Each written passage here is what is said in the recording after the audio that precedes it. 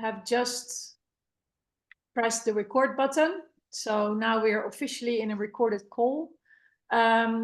So again, hi to everybody who just joined. This is the SPP chapter Scope 3 webinar that we titled Collaboration and Complexity, the evolving role of procurement to gather supplier data for sustainability outcomes. My name is Claudia Stijlen. I'm one of the co-chairs in the Scope 3 chapter. I'm doing that together with Matt Langley and Luciana Salvatore, who are also on the line. And then we have another colleague, Eric Danjou, who's not here today. But the four of us are, as a core team, are focused on, bringing people together to talk about Scope 3. And today we have two very interesting sessions. And so far there's about 28 people on the line. So we hope that the recording is going to be hugely reviewed by a lot of people. At the same time, I think that opens a lot of opportunity for discussion. So my suggestion would be to listen to our speakers first. Our first speaker is Joy Maesholder. She works with the World Business Council for Sustainable Development, and she will be talking to us about the partnership for carbon transparency, about technical specifications that allow data exchange that I think is going to be very useful for everybody. And then that presentation will be followed by the team from Schneider Electric, who will be talking to us about prioritizing and taking action because there's so many sustainability pressures. And what do you do first? What do you focus on first? Suppliers, data, you can focus on everything, but that's an impossible exercise. So they will be talking to us about that. And then we definitely open up the floor for any questions that people might have. If in the meantime, during the presentations, you have questions, please feel free to put it in the chat. And then, maybe Joy and the Schneider team can keep an eye on the chat as well to see if there's anything that's related to their topic. And otherwise, we bring the person in the call to ask their question. So having said that, Joy, may I hand it over to you? Yeah, sure. Can you see my screen? Yes, we can. Okay, perfect. Thank you. Thank you for the introduction, and very happy to be here and introduce a bit of PACT. So maybe some of you know it, other don't. So I will just do the general introduction, and then as mentioned, we're happy to answer any question. So in the PACT team, I'm focusing on the methodology side. That means improving the PACT framework, and I will explain a bit more about it based on different feedback that we receive, and also ensure alignment with sector-specific guidance. So just to, as I start briefly with some context setting, which always helps putting PACT into its context. So you mostly all probably know about it, but the large share of a company emissions sits usually within Scope 3 upstream, and so decarbonization in this part of the supply chain is crucial to reach net zero. And so this part of Scope 3 is the current focus of PACT. And to make this decarbonization possible, then companies must have access to emissions that are accurate, granular, and comparable. And for this, we have identified 3 building blocks that are really required to unlock product-level carbon transparency. The first building block is globally harmonized product-level carbon accounting standard across industry. So we look at the data accuracy. Then the second building block is a technical infrastructure enabling automated data exchange across interoperable solutions. We look then at the data access. And then the third one is the value chain collaboration enabling trust along the supply chain. And so let me introduce PACT, which stands for Partnership for Carbon Transparency. And so our goal is really to empower corporates and their value chain to make smart carbon-informed decisions to future-proof their business and reach net zero. So what does PACT do? We develop a global standard for calculating and exchanging consistent, comparable, and credible Scope 3 emissions data across value chains that then allow organizations to take these carbon-informed decisions that I mentioned. But how we do that? So if we think in the 3 building blocks that I mentioned, we first have the data accuracy building block, so the harmonization of emission accounting for products. And for this, we have developed the PACT framework, which leverages and builds on existing methods and standards, such as, for example, the GHG protocol. And the main goal are first on harmonization, because currently there are diverse and divergent approaches to product level accounting. And the second is around consistency, because also even in this different framework, there is often room for interpretation, and that is also not helping having comparable data, and so making decisions based on this data. Then on the second building block, so the data access, we also developed technical specification that have already been adopted by solution providers. And this enables the exchange of product carbon footprint data, regardless if a company and its supplier use different IT systems. So that also allows, for example, one supplier to share similar data to several of their customers. And finally, on the third building blocks, on the ecosystem part, of course, we know we are not the only one trying to solve this challenge. So we want to make sure that we are engaged with the right stakeholder to truly have the consistency and comparability angle. So let me do a slight deep dive on the framework and then on the networks, the methodology and the tech part. So it's important to note that the PACT framework is industry agnostic, but we also are working quite closely with industry-specific initiatives, such as, for example, Together for Sustainability in the chemical sector or Catena X in the automotive sector, to really ensure consistency across industries, because we understand there are specific accounting requirements in each industry, but there are also core methodological areas that need to be aligned. And so as a result of the work that we are doing with this industry initiative, we would like to, or we are planning to launch a library online that will really help organizations to look for specific guidance in the sector and see a bit like the difference between, for example, PACT and the specific guidance to highlight what are the key potential differences and understand where there might be differences in the results. So this slide is to give you a bit more of a visual explanation of the technical infrastructure that I mentioned for the data access, which we call the PACT network. So you can see that then data can be exchanged along the supply chain with a free choice of technology solution by the different actors along the supply chain. It's also good to clarify that the network is by design not a platform or website, but is an API that allows technologies to exchange product carbon footprint data. Here, a lot of logos, so not going into the detail, but again, a bit of a visual of the PACT ecosystem that I mentioned, which consists of a wide range of partners that we are already engaged with to really make sure we, in a sense, making carbon transparency a reality. So, but what is all of this for? Of course, it's not like we are not all calculating and exchanging PCF for the sake of having the data. The ultimate goal is really to decarbonize. And so you can see that by providing the consistent methodology, the network, and the ecosystem, we really try to empower the whole organization to make this carbon-informed business decision to ultimately decarbonized.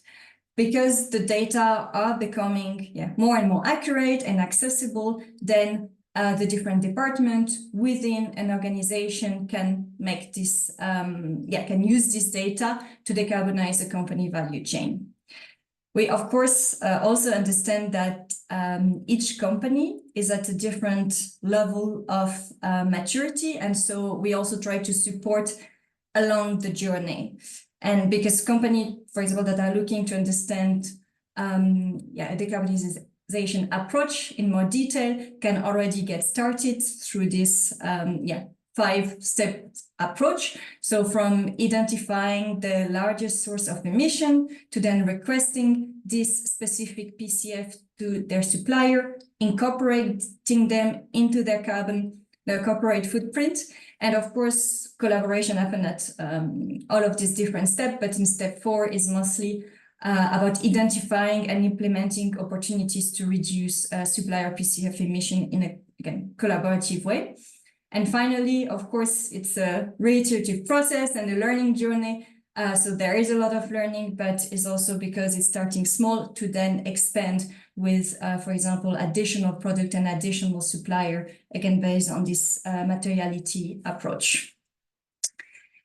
So this, was a bit of a first introduction more on the theoretical side of PACT, but now to give you a bit of an understanding on the, I would say, concrete way or more practical way. So what we are doing to then implement what we call the standards, so the methodology and the network to really support organization. And so overall, our focus will be on, is on ensuring the relevance and applicability of our standards, so methodology and network, but also doubling down our implementation effort and collaboratively solving scope 3 challenges. So to start briefly on the implementation, which is, I would say, the real application of the PACT standard. Here are some numbers from our program last year. So you can see that, more than 900 companies were engaged to calculate and exchange more than 1,350 PCFs. And then in 2024, we continue and we are scaling with additional organizations to support even more the spread of PCF across different value chains through, so exchanging the PCF data, but also engaging with more advanced technology solution to enable data exchange also beyond just piloting, but really through implementation. And I think something that could be good to highlight, because I would like to emphasize on the continuous improvement, because again, we love feedback. We are there more to support organizations. So we want to make sure that all what we do is useful. So we always receive valuable feedback, learn from it, and then improve the program. So example are different maturity. So we have different programs depending on the maturity of organization, or having this more knowledge sharing forum, and then some more additional material that will be available as we are, I would say, revamping our website, where you will be able to also access any of the material we would develop, because we will really want to make all of this available to anyone.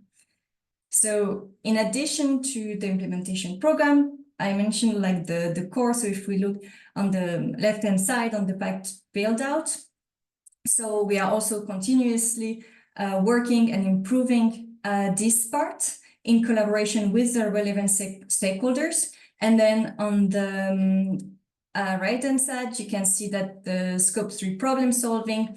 So this is really more around, of course you have PCF, but then what do you do with that? How it is in a practical way, and solving like different challenges that are common to all organizations, and find a solution together, or to address this challenge in a consistent way across different organizations.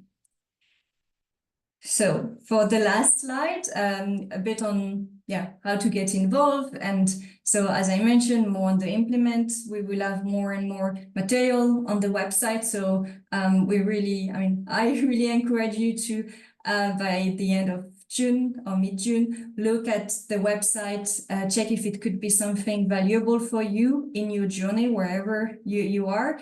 And then on the other side, a bit more, I would say, proactive way is contributing and being part of the PACT community to really shaping the evolution of PACT. So that was hopefully give you a bit of a snapshot. And I know that then Schneider Electric will explain a bit more their journey, but please feel free to put anything on the chat or ask questions afterwards. Thank you so much, Joy. I think this is a really good presentation, and I've seen it before, and I think it's so full of information that it's definitely interesting to see it again, because you pick up on different things again. And I think we are lucky to have seen this column with lead organizations for 2023. And I saw a little Schneider Electric logo there. And I think we are happy to have them on the phone as well and talk to us about their journey. So in the meantime, if people have questions for Joy about PACT or about the work that they're doing, please feel free to add them to the chat.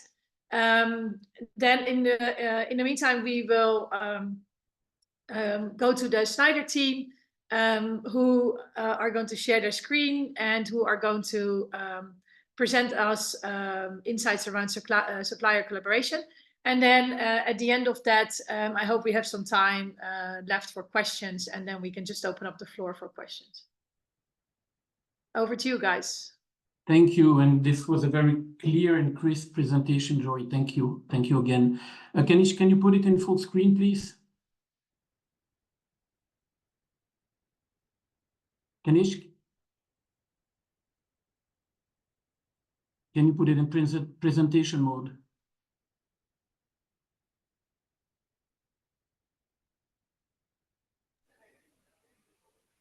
Let me know if you see it again. Not yet. Probably. We see just your name.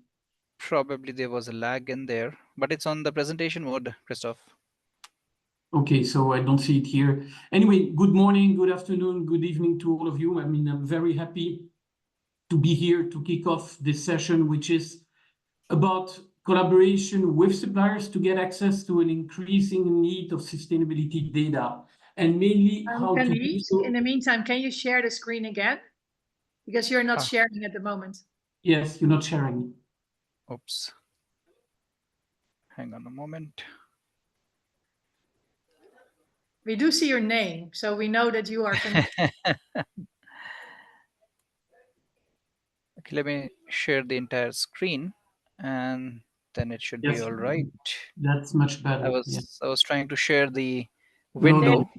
Probably it wasn't working well.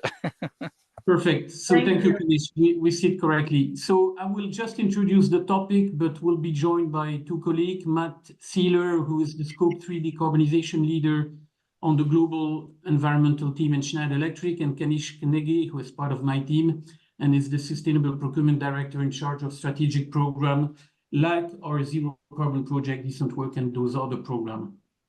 I will not repeat why we as companies and private sector need to accelerate sustainability in everything we do, neither why procurement is probably the function that can have the biggest impact in sustainability. I keep on repeating that. But I guess in this community of SPP, if we're all around the table, we all convinced about that. And last point that I want to mention is by no means we will be answering all of the questions or telling you what to do. We are today in the middle of a reflection at Schneider Electric. What we want to do during this session is sharing the challenge we face and where we are now, what are our priorities, and I believe that most of those will echo with what you're doing as well. And mainly what we want to do is enrich those priorities, those reflections so far with your feedback. So by a way of introduction, a quick reminder of where we stand so far. So let me quickly remind you what we have been doing so far at Schneider Electric to address the Scope 3 upstream decarbonization and what are our next priorities. So we launched the Zero Carbon Project in 2021, engaging our top 1,000 suppliers in a decarbonization journey with the objective of reducing their operation emission by 50% in 5 years, meaning by the end of 2025. The main objective of that program was, or I could say is, because we still have 18 months to go, is to engaging or accelerating supplier in an aggressive and fast decarbonization logic. So we've been designing a thorough support infrastructure that you see here. You saw that a million of times, but it's all about capability building, a lot of trainings. We launched a digital platform to support our supplier. We've been engaging with CDP. We've been launching Zero Carbon iAccelerate event, which are workshops with suppliers by region in which we hand-holding them and providing them all of the solution to decarbonize with free consulting, with expert discussion, and so on. We've been publishing a playbook, 150-page, summarizing all of the actions that we've been taking in our own 150 factories around the globe to decarbonize. We've been launching a renewable initiative to give an easy and attractive access to the suppliers to renewable PPAs and EACs. And we achieve pretty good results so far. If you click, so far we have 1,015 suppliers engaged. We have about 99% of the suppliers, as of yesterday, 1,004 that have computed their GHG emission, and vast majority more than one time, of course. And which is the most important KPI, we've been reaching 29% of average carbon reduction to date in intensity. So is this good?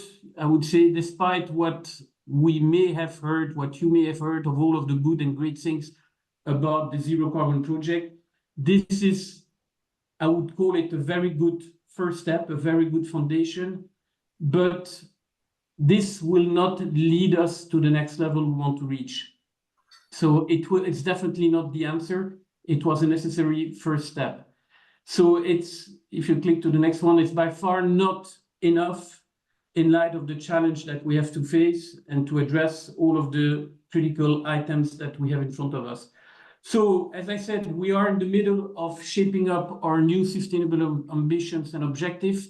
And here are some key consideration and direction that we are addressing right now, that we're working on right now. First of all, and the team, Matt and Kanish, will go more in detail. First of all, the Zero Carbon Project is a supplier decarbonization program. This is good to start, it's good to engage, but it's not enough to reach our ambition of 1.5 degree by 2050 on our side. So it's very critical to move from supplier decarbonization to supply decarbonization. What does that mean? That means by going to PCF, hence the introduction of PACT that we're following as well.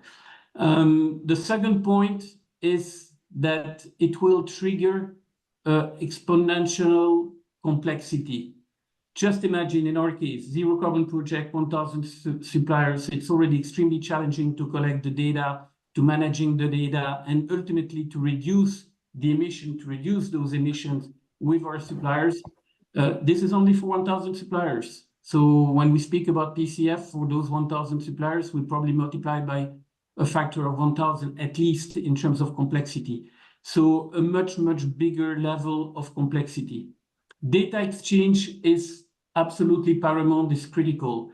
Not only having a tool to seamlessly communicate, share data between suppliers and customers, but also to go deep in the upstream supply chain and sharing data among us. But I'll come back to that in a minute. Critical also to align on a common standard. And again, thanks to WBSCD in proposing what they're proposing with PACT. So something which is easy to work on and aiming into the same direction, all of us. And finally, we need to combine our forces. This has been addressed in the two previous points, but also what is critical is to avoid wasting energy and repeating in a slightly different way what others have already been doing. But we need to bring some mental barriers and collaborate with each other. That means as well collaborate. People that knows me know that I'm working on that, collaborating with our competitors as well. So, but what is still critical, we will address, and we'll go into more details with Matt and Kanish. But what remains paramount for us is that we continuously want to favor action and speed over perfection. So data is absolutely needed. It's the start, but it's not an end by itself. The whole point is to use those data, those PCF data, to accelerate our decarbonization effort with the suppliers. And with this, that's it for the introduction. I hand it over to Matt to cover more about the landscape. Okay, great. Thanks, Christophe. Can everyone hear me? Yes. Okay, great. Thank you. So nice to meet everyone, and thanks so much for the opportunity here to share with this community. As Christoph mentioned, I'm the Scope 3 upstream decarbonization leader on the global environment team, and have been spending some time trying to make sense of this increased complexity that Christoph had mentioned. So what is the nature of this increased complexity? And really, we've bucketed it in these 6 ways. And it really kind of feels like these pressures are happening from all corners of the organization. And as I've been thinking about this over the past few months, just like the movie and the title, Everything Everywhere All at Once, it just keeps coming back to me. And the reality is that the pressures on procurement and on suppliers for data isn't happening that far in the future. It's something that we absolutely will need to report on for some new regulations this year. So it's not really an if, it's really how are we going to manage this complexity? And that's what we wanted to open up a discussion about here. So we are obviously so thankful to have such a wonderful community that are helping us share and learn and progress. Like this community, the SPP, but also the Scope 3 peer group is really a great group, and WBCSD and many others, of course. I'm also just really appreciating the community spirit that we have in recognition that we are all facing the same problems, and our chances of success go up so much when we're working together and trying to make things easier for our suppliers by all asking and understanding things in the same way. In terms of decarbonization, and I appreciate really Joy's opening about WBCSD, because they have really been such a key driver of action on PCF. Folks should look into it, consider joining it, and join the group of us that are diving into PCF exchange together, really without a singular clear method of calculating PCF and exchanging it. We would be many years behind. So I really thanks to WBCSD for doing that and helping us move forward. This PCF exchange work has been going on for quite a bit of time, and so there has been different kinds of meetings and discussions that have happened where the challenges and the opportunities and the resources and what's kind of working for PCF exchange with our suppliers has kind of already been combed through in some summarized way.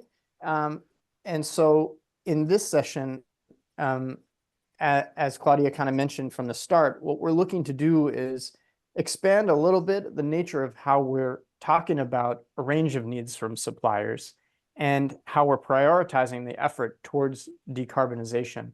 And like Christoph said, we are very curious and want to engage in a dialogue here because it's clear we're all dealing with these same challenges and maybe seeing successes in different areas of this. So look forward to hearing from others on SPP and in other venues so we can all continue to progress together. We're also in the middle of defining our next sustainability strategy and targets. So there's a lot of testing and a lot of this is new territory, certainly for all of us. Right, so what you see here is a summary basically of kind of the pressures that we're facing. And I really like this infographic for whatever reason, but it seemed apt. Companies are feeling data pressure. It's clear that we don't necessarily have all of the data that we need, so we have to go to suppliers, but the major question is, how do we figure out the best way to prioritize and move faster to drive action and evolve our relationships with suppliers? Is not easy. And it's really not about just reporting. It's basically any additional granular data that we can get about our supply, about our products, can help us think about our products and where we focus our decarbonization efforts, even if it's not a PCF. So I want to get a little bit more specific now. So what are we talking about when we talk about these more complex needs? If you go to the next slide, Kanishk, please. Thanks.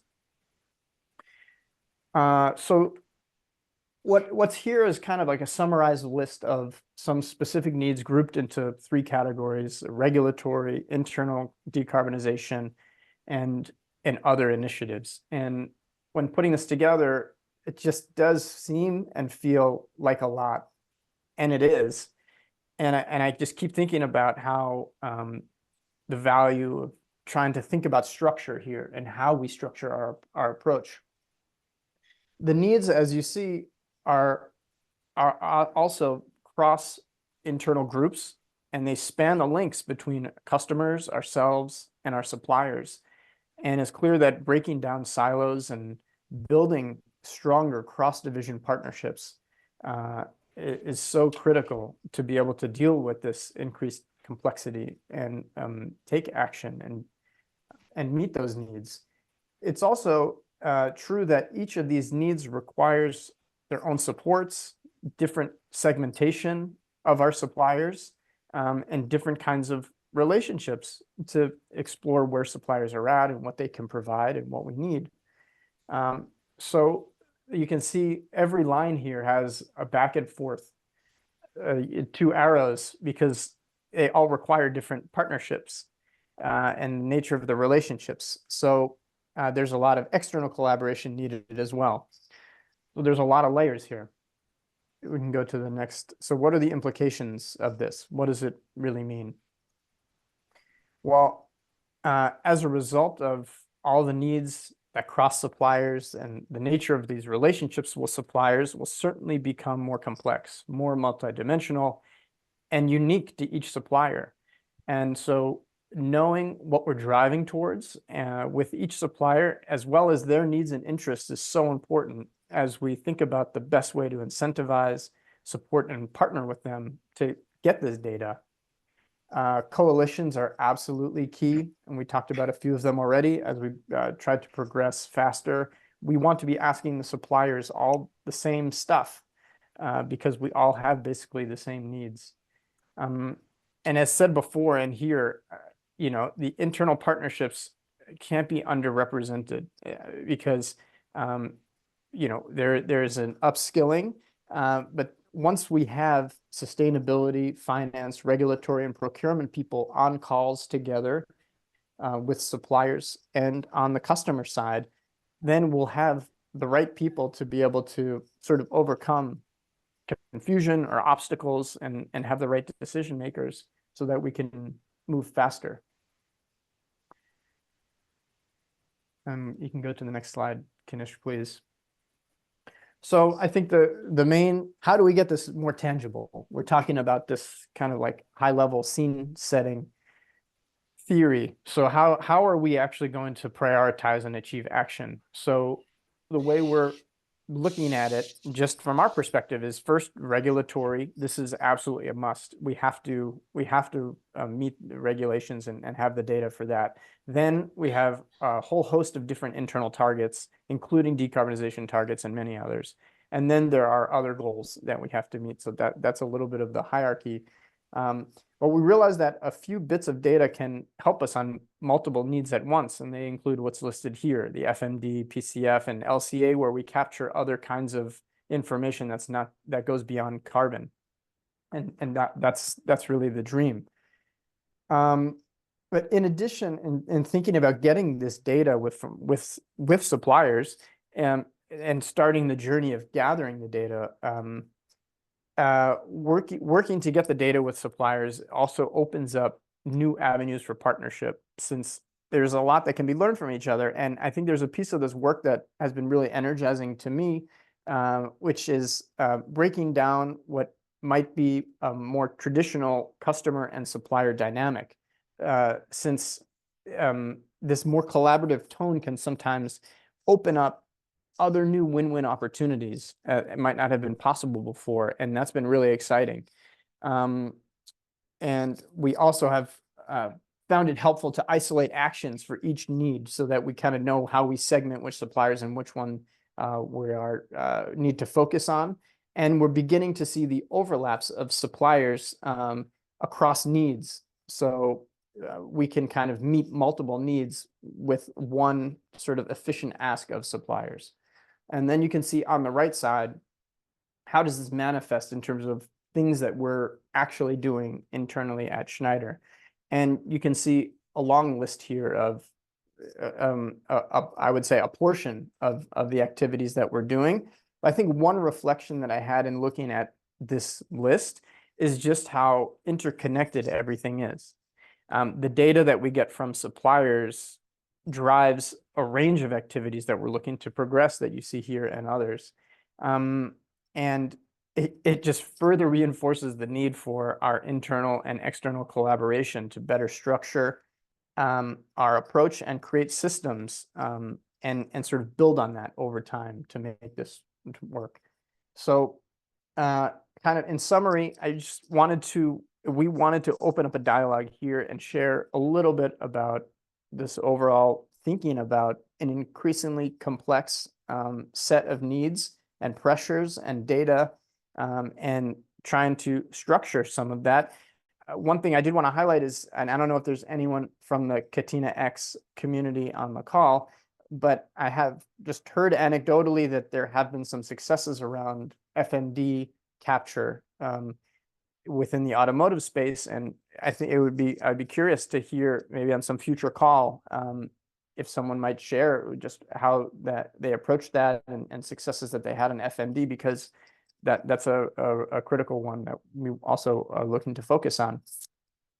Okay, so now I'm gonna hand it over to Kanishk here, who's gonna speak a little bit more specifically about our engagement with suppliers from the procurement perspective.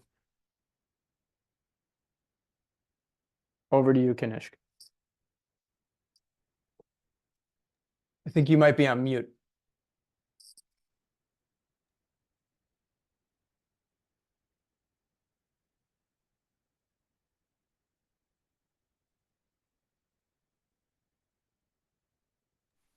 Kanishk, are you online? Yep. Technology, not the best of technology, the right? allies. Please let me know if you see my screen.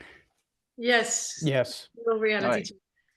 Thank you, Matt. And now it's time for rubber to hit the road. As most of you who've dealt with suppliers would relate, that you don't really get data, by simply asking suppliers for it.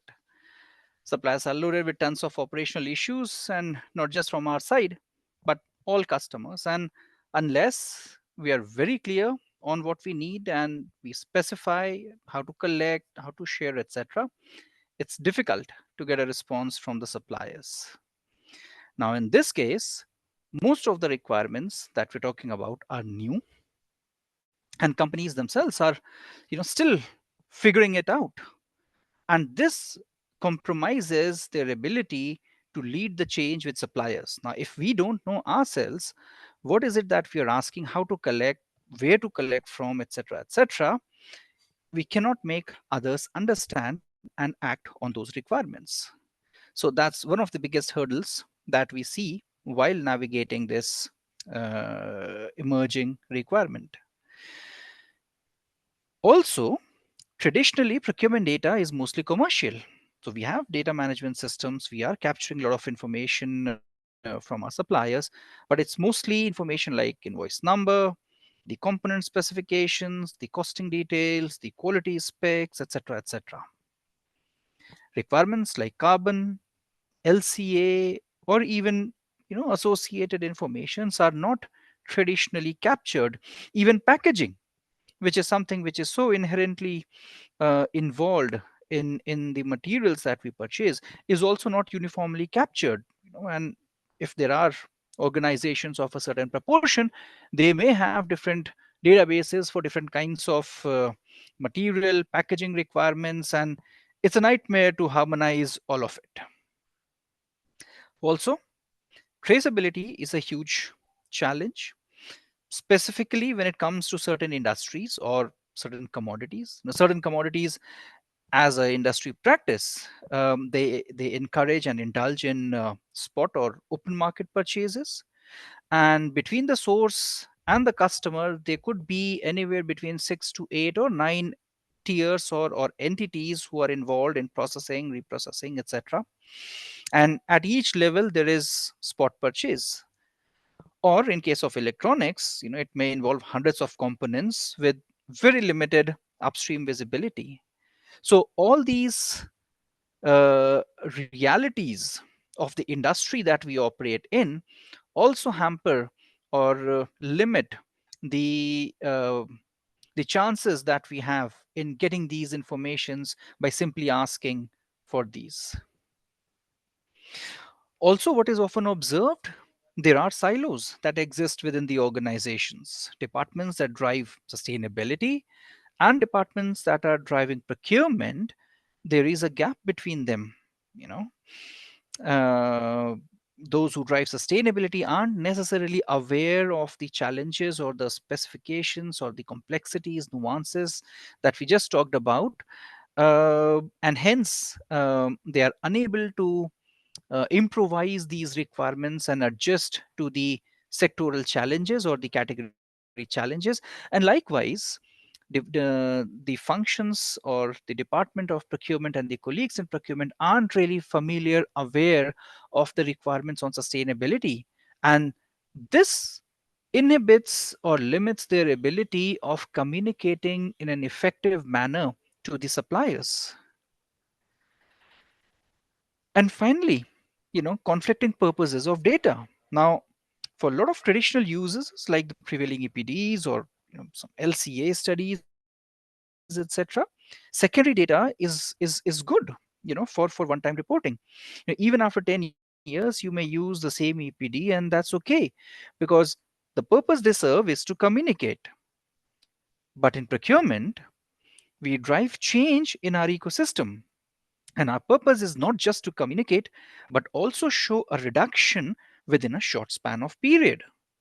And hence, we need to show how our purchases are evolving on parameters like GHG emissions, circularity, etc.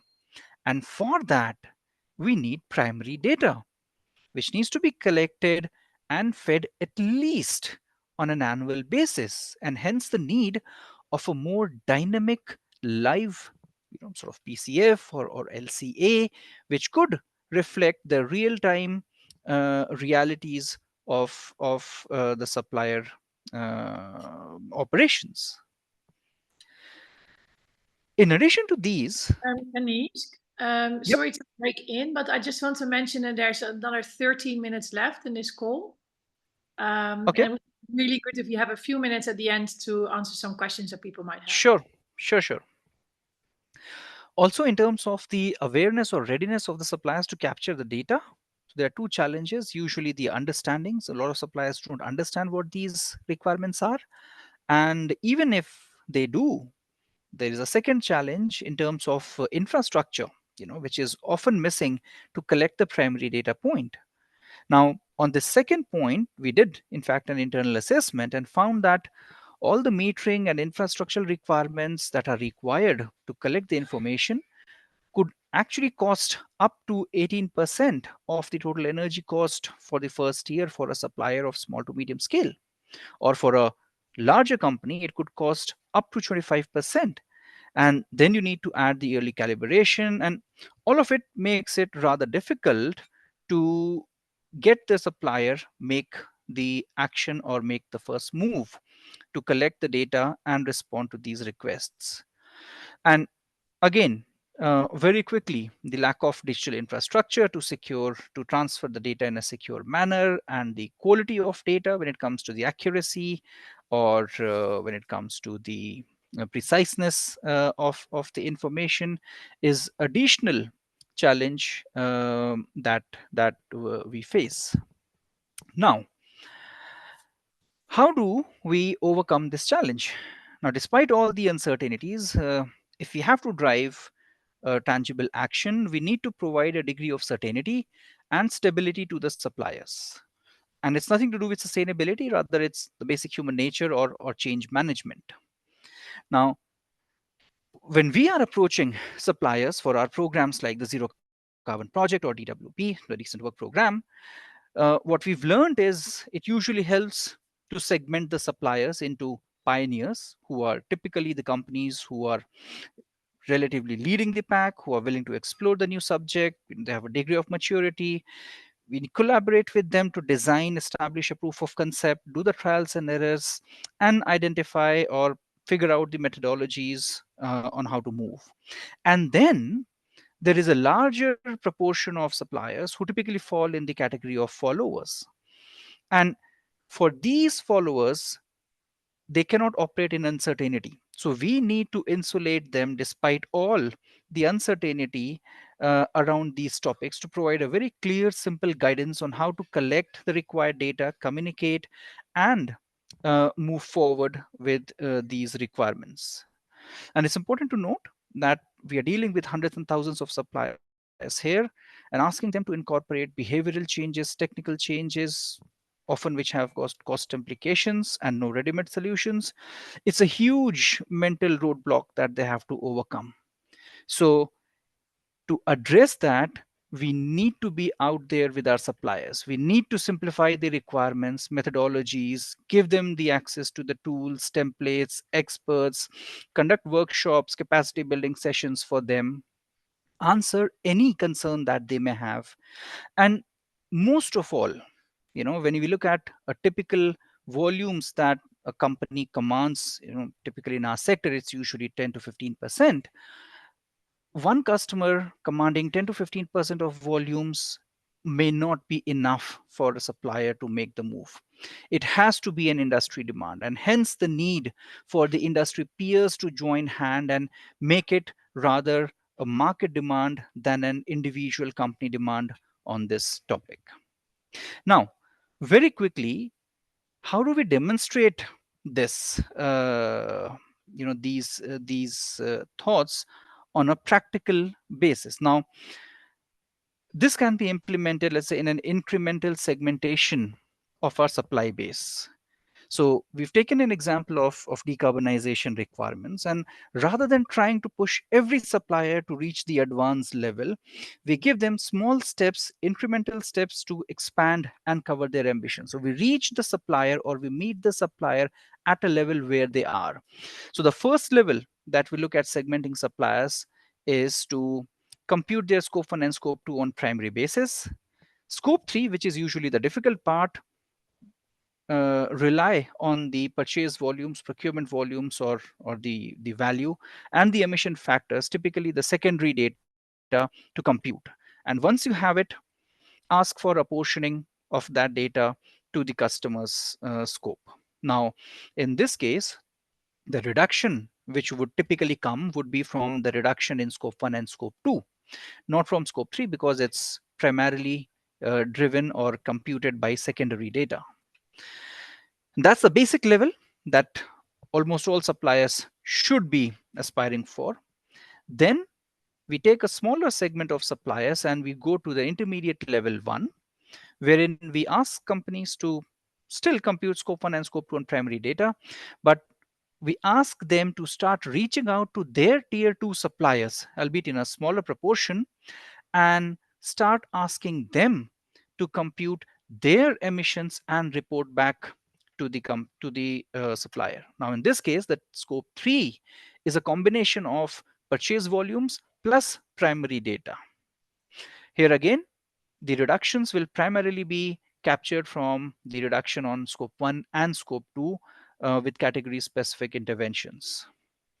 The third category of suppliers would be intermediate level 2, wherein we ask the suppliers to engage the tier 2 suppliers on a more extensive basis, and the emission reduction would typically come from the raw material substitution or engagement with the tier 2 and tier 3 suppliers coming from the material side. And then the fourth segmentation that we look at is to have selected categories, and we need to do an assessment, identify which category, which industry is more exposed to these regulations, the digital formats, and have them come up with something which is, the Six Sigma Black Belt level of a dynamic digital PCF or an LCA, which is communicating on real time the requirements to the suppliers. So when we look at the supplier decarbonization, and navigating the uncertainties. These are the 4 levels of maturity that we are looking to slot our suppliers. And then each level will have their own targets, their own ambitions to move to the next level and subsequent levels in the years to come. Now, closing on these points, key things to remember: prioritize the requirements. There are too many of them. Start by prioritizing regulatory and then going to the others. Second, simplify the methodology. Though there is a lot of ambiguity, but we as companies need to insulate our suppliers from it, and we need to use our in-house expertise to create that clarity, agree with industry peers if possible, and start making forward move to our suppliers. Third is handhold them. We need to be there for them. We need to provide all possible support to the suppliers to move forward. Next, aim for the moon, not for the stars, but keep an eye on them, which means give them bite-sized challenges. Don't expect them to be Zen masters right in the first year or every supplier to reach that level. Meet them at their level and give them the incremental benefit, incremental improvement that they would achieve in the subsequent years to come. Take the chain along. Don't act alone. Reach out to your customers, reach out to your suppliers, your tier 2 suppliers. Create a small yet a functional value chain proof of concept. If it works well, it's much more easier to convince suppliers and other companies to go along with it. And finally, make it an industry requirement. A lone wolf strategy will not work in this. So with that, I hand it over back to you, Claudia. Thank you. Thank you very much, Kanishka. I think that was a very interesting. I'm always amazed sort of how well you guys structure your story and how it really is a story from where you came from to where you're going. I didn't see any questions on the chat yet, but let me maybe kick it off. I think there's about 4 minutes left. Let me kick it off with a question to the Schneider Electric team. So, I mean, in your presentation, you were distinguishing pioneers versus followers, and obviously you guys are pioneers. How do you find your way? Because I think this is pretty unexplored territory. So how do you find ways to do this and to advance this and to progress this? I think there is no shortcut to that, and the best answer would be trial and errors. So we look at all possible scenarios, what could possibly work out. Sometimes things do, sometimes we have a lesson to learn. We go back to the drawing board and improvise upon that. But there is no magic bullet or there is no secret sauce that we can share for this. It's just the old-fashioned traditional way. Christoph, I don't know, you want to add? Other than that, you guys have Christoph, right? Yeah, Christoph, I think. I was about to say exactly the same. What makes the success in some of the things we've been doing, it's really by just acting. Don't wait to reach perfection. By the way, we've been failing a lot, which things that people don't see, but we've been failing a lot. But when we launched the original program that we're still in, the Zero Carbon Project, I mean, nothing was predefined whatsoever. But we went into action with suppliers, roll up our sleeve, trying, abandon things that were not working. And it's exactly the same what we started here, launching several pilots, several companies testing out and shaping up our strategy. What we know is that, again, we need to decarbonize. I've been saying that a million times. We need to decarbonize no matter how. And there is nothing that can be an excuse not to do so, not having the data. This is why we came up with this different level of accuracy, which is by no means perfect. It's some people could be shocked. It's ugly. But again, what is important is to decarbonize. So trying, failing. Yeah, I think that is a very good advice to all of us. Let me build on that. So obviously there's many people on the line here who are in this themselves and who have to roll up their sleeves. So I have a twofold question. What if you would have a limited budget? What would you focus on? And on the other hand, if you have an unlimited budget, what would you focus on? So what's the minimum and what's the maximum here we are looking at? Maybe I can start. Yeah, I can start for a quick second, which is that I think in some ways there's a lot that can be done without any budget at all. I think honestly, a big piece of this is understanding what the needs are and the data that we have in our systems today. Because even that by itself is tricky. And then there's the layer of building the right competencies and partnerships internally to organize ourselves to action this. So I think there's like a whole host of like starting line stuff before even getting to what would you do with unlimited budget. So I think that's just really one important place maybe to start in terms of prioritizing. Yeah, actually. Yeah, the regulatory stuff. But yeah, I'll just pause there. Thank you, guys. I mean, honestly, I think, Matt, that is very reassuring. So basically, you're saying everybody can start this without knowledge, without budget, without a completely full team. It really is about looking at what you have already and then using the likes of the PACT frameworks to better understand, the structure and what you need to do. And from there, you take the next step. And failing is also fine. And then you take a next step again. I think that is very reassuring. So we've come to the end of the call. I would like to thank everybody who made it up to here. I would like to thank the Schneider Electric team. I would like to thank Joy from the WBSCD. And I think some people asked if the recording will be shared. That recording will be shared. And, watch out for our next advertisements on events, and we hope to see you at the next event. Thank you very much, guys. Thank you. Have a good rest of the day. Thanks. Thank you.